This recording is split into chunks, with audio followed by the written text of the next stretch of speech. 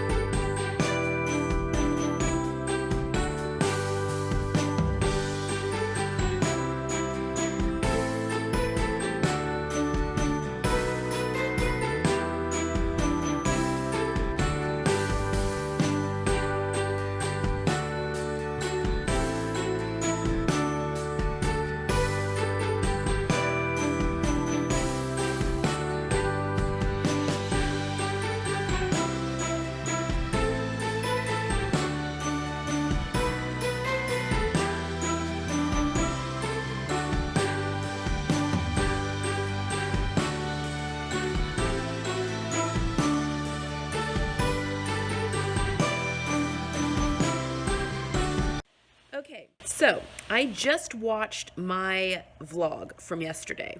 Guys, I am so sorry. First of all, I totally put a whole section where I had laid the camera down and clearly it was still filming. And then I uploaded it onto the video. I am so sorry. Like amateur hour all over the place here. I was editing my actual YouTube videos yesterday in addition to the vlog, and it was a little bit of a crazy day, especially at the end of the day with some homework issues and that kind of thing.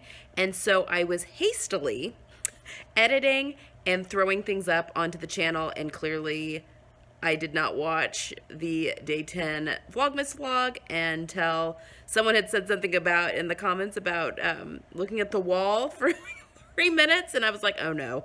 So I just watched it. And number one, my good morning at the beginning, I could not hear any sound. I don't know if anyone else had that issue. I had no idea what happened there.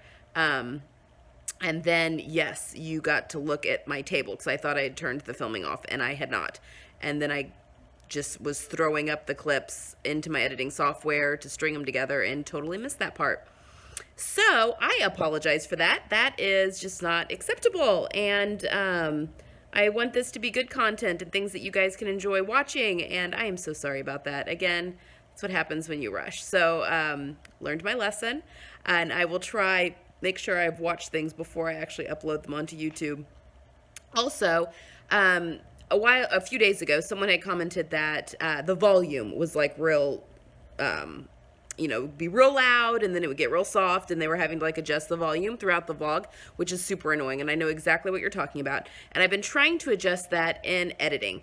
I think the long-term solution for that is a new camera and microphone, but which I've asked for Christmas. So.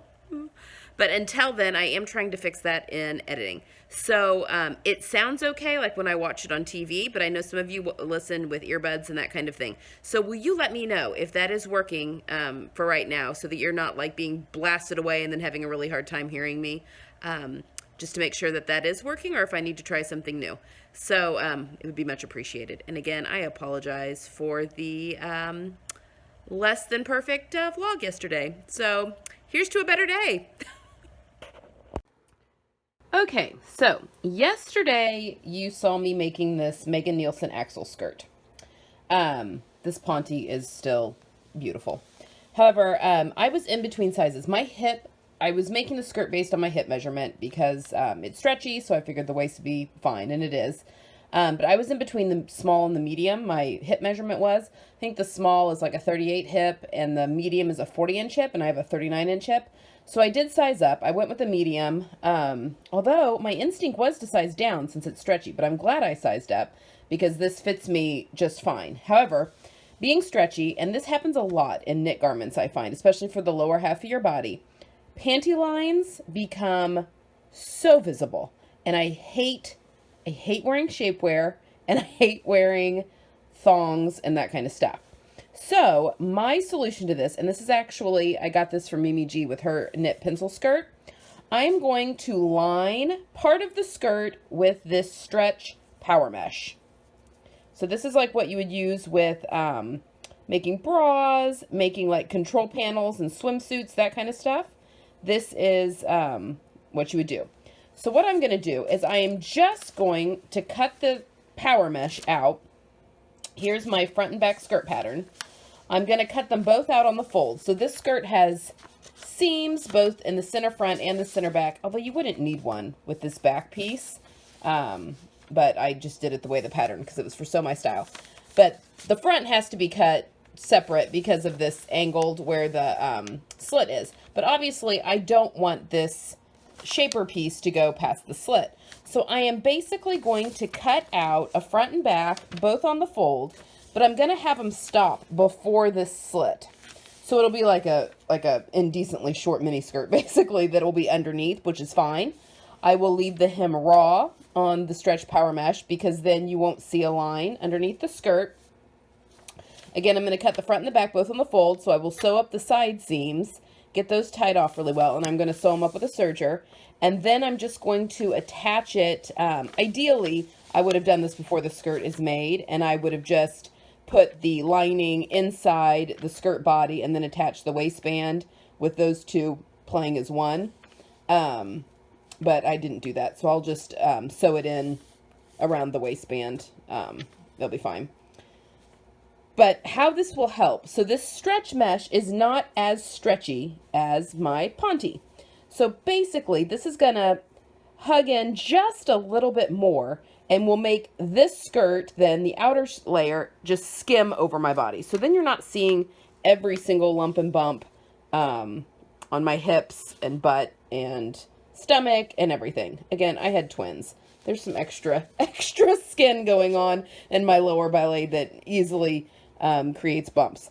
So that is what I'm going to do now, and I'll show you what it looks like when I have it all sewn in to the inside of the skirt. Okay, so there's my ultra short mini skirt made out of the power mesh. But again, this is going to be inside. I am not hemming the power mesh. It will not ravel, and then it will lie flat, kind of like any shapewear that you've ever used or whatever. Now you need to make sure I serged my seams, but I've tied them off and tucked the ends back in here to keep those nice and secured. I just cut my threads up here because this is going to get sewn into the waistband of the skirt. So now I'm just going to turn this back inside out. This is my waistband here. And I will just re-sew this seam right here, but with the lining laying against the inside of the skirt. So I'll show you what it looks like when it's finished. Okay, now it's attached, and it is just attached into where the waistband attaches to the skirt. I just re-sewed that seam right over the old one. And you can see that it ends about 1/4 inch before the slit starts. So you will not be able to see this from the right side. It is not attached anywhere but the waistband. My seams are inside there, so it'll be nice and comfortable to wear. And yeah, it's like built-in shapewear. And again, this is a trick from Mimi G, like one of her really old videos on how to make a knit pencil skirt. And then she did one after that, a little ways after that, about how to add a slimming lining underneath it so you couldn't see the lumps and bumps. So that's where I got that idea. It's super easy. And I will show you guys the skirt on my body when I do my Sew My Style pattern review in next week or the week after. I haven't decided when I'm going to post that one, but it'll be up soon. Okay. Okay, I'm working on my netty tank top right now. I did have enough fabric to cut everything out, barely, but that's what's exciting. It's a scrap buster. I've made a couple of shirts out of this fabric, and I think I just had 2 yards to begin with, so that's very exciting. It's not the best fabric. It is a very pilly rayon. I don't even have the other 2 shirts that I made with this before, just because they got worn looking so quickly. But anyway, I wanted to show you 2 more tapes that I have used, that I use a lot when I'm sewing with knits. Same company, same thing. The woven stay tape, and this is 1/2 inch. Sorry, the glare. Same company, I'll put a link to it. I put this on the back of all of my, any knit top that I'm doing. I put this in the seam allowance. This has a 3/8 seam allowance. This is a 1/2 inch tape, so it's fine. But I put this woven stay tape in the shoulder seam back only of all of my knit tops, and it helps to keep, probably don't really need it for the tank top, but it's just habit now. But it helps to keep the shoulders from sagging over time. So it's a really good idea to put that in there. The next tape is the knit stay tape, which is a 1/2 inch. This is the same stuff that I showed you that I used for my zippers, that is 1 1/4 inch. This is just cut at 1/2 inch. And I'm putting this on my armholes because when I finish this top up, I am going to put a neckband in here, but the knit stay tape and the neckband just keeps the neck from stretching out over time. It still has give because it's a knit stay tape, but it keeps its shape so it doesn't stretch out over time. But in the armholes, for finishing, I am just going to turn over that 3/8 inch, or 1/2 inch, I guess, and top stitch with my cover stitch, and that's how I'm going to finish my armholes off on this. I'm putting a neckband, an actual band, into the neck, but I've done all of this on the front piece and the back piece, except the back piece only has the woven stay tape at the shoulder. The front does not. And then I've gone ahead and the double-sided tape that I showed you yesterday, I've gone ahead and fused it to the hem on both. So then once I've sewn my side seams and everything, it's just a matter of peeling off the tape, and keep the tape out of the seam allowances, because it gets real annoying when you have to pull this tape out of serged sides. But once the side seams have been sewn up, I will just slowly peel this tape off, fold it up, press it down, and it'll be ready to go through the cover stitch machine when the time comes. So they're more of my infomercials. Clearly I love this tape, and that is all of this tape that I use. Those are all the kinds. You've now seen them all, but I'll put links to these 2 in the description box.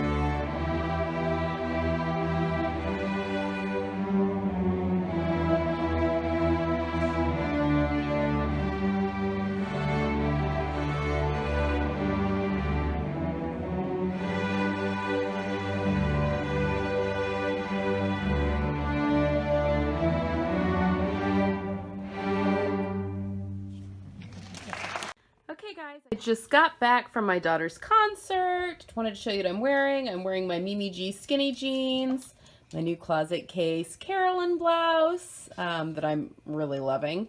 My son was like petting it all night. Yeah, so this is what I wore to the orchestra concert. I should have plugged in a little piece for you, but I just wanted to pop on and say goodnight. Hopefully this is going to go up tomorrow. I'm having some issues with storage on my computer. It's not letting me, yeah, I'm just having some technical issues. So hopefully everything goes smoothly this evening and I'm able to get this uploaded. But if not, know that I'm not doing it on purpose, that I am trying to get things uploaded, just having some technical difficulties. So hope you guys have a wonderful evening and I'll see you tomorrow. Bye!